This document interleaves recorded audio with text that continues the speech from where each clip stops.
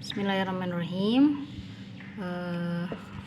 Di sini mau jelasin materi tambahan dari jilid 4 Yanbu A, halaman 4 dan 5. Kalau praktek utamanya kita halaman 4 ini masih praktek lafzi jalalah ya, cara membaca lafaz Allah, dan halaman 5 ini cara membaca mim tasydid bertemu dengan huruf mim. Nah, ini juga kemarin sempat terlewat sama kakak. Jadi cara membacanya ketika mim sukun bertemu mim sama seperti membaca mim tasydid. Jadi dia ditekan dengan kadar 2 harokat.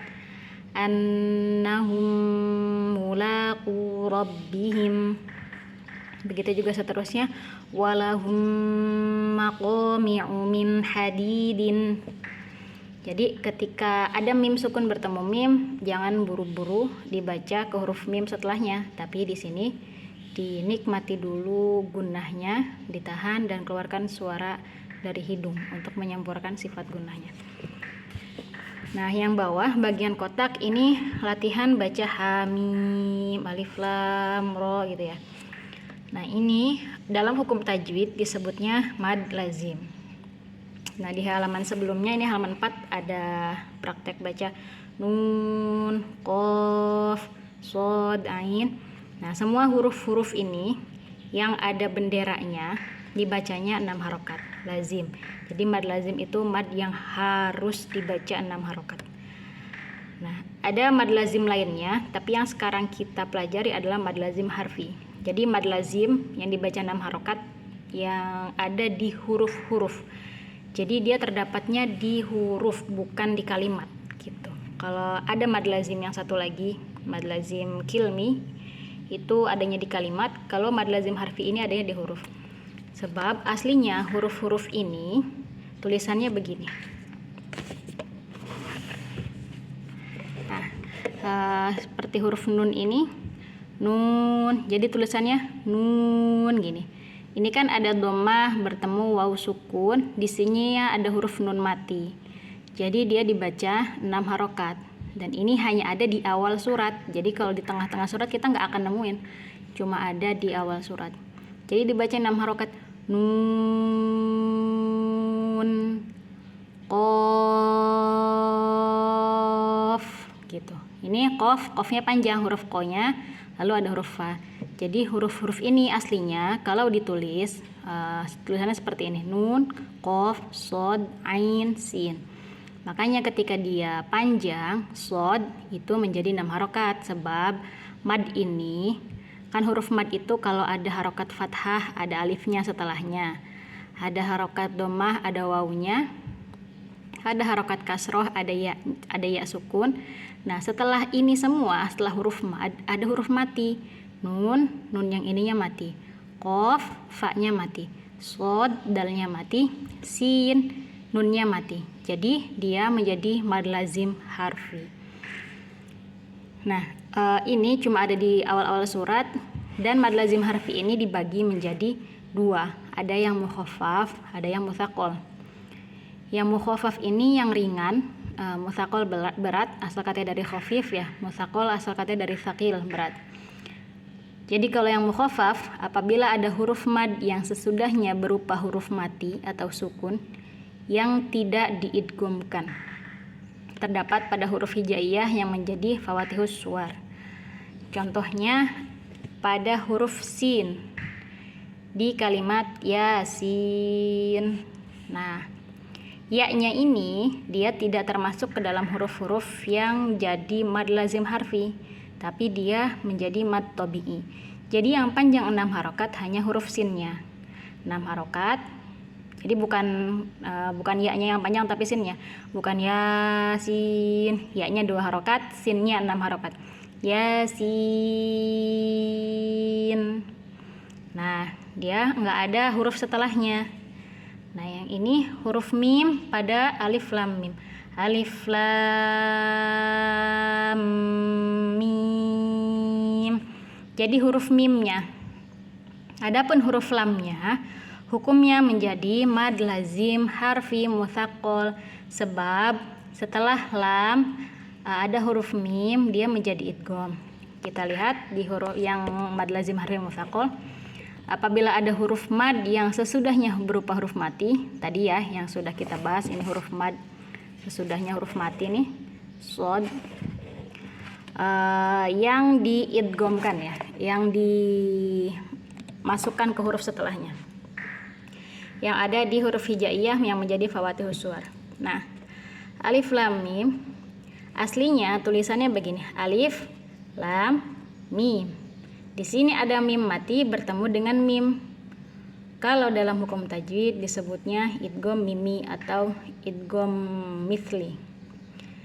Jadi ketika membaca alif lam mim ini dibaca, jadi setelah lamnya panjang 6 harokat, didengungkan dulu 2 harokat, baru dipanjangkan lagi 6 harokat mimnya. Jadi cara bacanya alif lam mim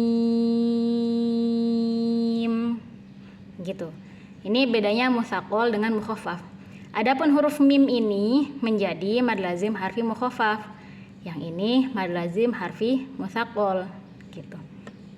Jadi dalam satu ayat ini, fawatihus suwar ini bisa terdapat 2 hukum tajwid. Lalu huruf lam pada alif lam mim ro. Alif lam mim ro. Nah, ro-nya 2 harokat karena dia termasuk ke dalam hukum mad tabi'i harfi. Lalu pada kalimat pada huruf sin di ayat tosim mim. Nah, ini huruf to-nya juga masuknya ke dalam mad tabi'i harfi. Huruf sin ke mimnya karena dia menjadi idgham bigunnah, nun sukun bertemu mim, maka di sini menjadi mad lazim harfi mutsaqal. Dibacanya sinnya dipanjangkan dulu. Jadi jangan dicampur sim. Bukan begitu. Panjangin dulu sinnya, sin, baru masuk huruf mim. Sim mim. Nah, huruf mim yang ini juga masuknya ke mad lazim harfi mukhaffaf gitu. Nah, yang tadi sempat disebut huruf ada mad tabi'i harfi. Jadi mad tabi'i harfi itu huruf mad alif khususnya ya, yang terdapat pada huruf hijaiyah dan menjadi fawatihus suwar. Nah, ini tergabung di huruf-huruf yang disebut hayyun thahur. Jadi ha itu aslinya tulisannya ha, yaitu ya, to, ha, ro gitu. Nah, ini ada di awal surat ini. Kalau huruf-huruf ini dibacanya cuma 2 harokat. Tapi kalau huruf yang ini yang naqsu asalukum ini dibacanya 6 harokat gitu. Jadi mad lazim harfi adalah mad lazim yang ada pada huruf. Mad tabi'i harfi juga sama, mad alif yang terdapat pada huruf. Ya, bacanya 2 harokat. Jadi ketika baca ini hamim, kalau di Quran Indonesia biasanya ha-nya ini pakai fathah panjang, ha, baru mimnya pakai bendera. Tapi kalau di Quran Madinah dia nggak ada harokatnya, ha-nya, ha, mim, langsung begitu. Jadi cara bacanya ini tidak idgham ya, ha-nya 2 harokat, mimnya 6 harokat, ha mim gitu. Lalu yasin,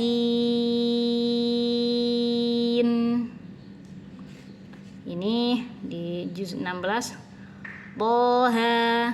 Nah, ini suka keseliru ya, karena kita seringnya baca huruf-huruf yang lain itu panjang. Jadi kita di sini bacanya panjang juga 6 harokat. Padahal enggak, di sini bacanya cuma 2 harokat aja. Toha gitu. Lanjut yang terakhir, alif lam mim ro. Jadi ro-nya cuma 2 harokat. Nah, ini belum tertulis semua huruf-huruf yang terdapat pada fawatihus suwar. Ada yang paling panjang itu di surah Maryam. Kita tahu ada kaf ha ya ain shad. Ini di halaman 12 jilid yang buahnya. Ini juga sama, kafnya karena dia masuk ke mad lazim jadi 6.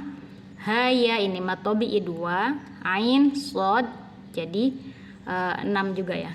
Jadi cara bacanya, dan ain ke sod ini karena ain nun sukun bertemu dengan sod menjadi hukum ikhfa, jadi dia dengung juga di sini. Cara bacanya kaf ha ya ain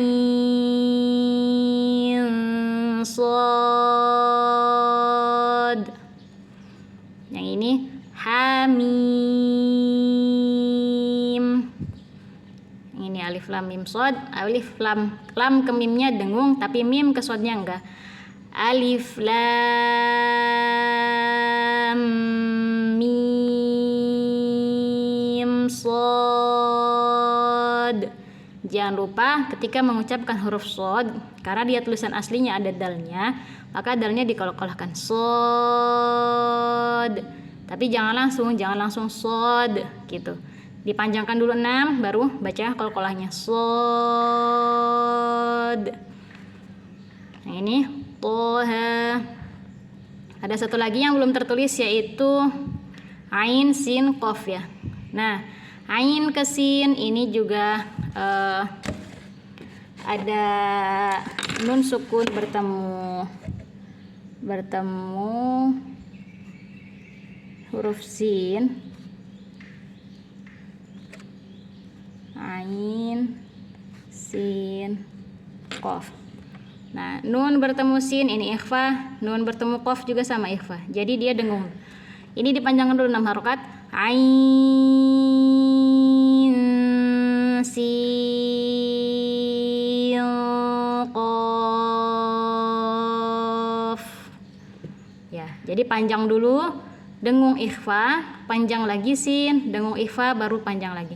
Yang ini nggak boleh dicampur panjang dengan dengung ya. Jadi nggak boleh ain, tapi panjangin dulu ini ya. Ain sin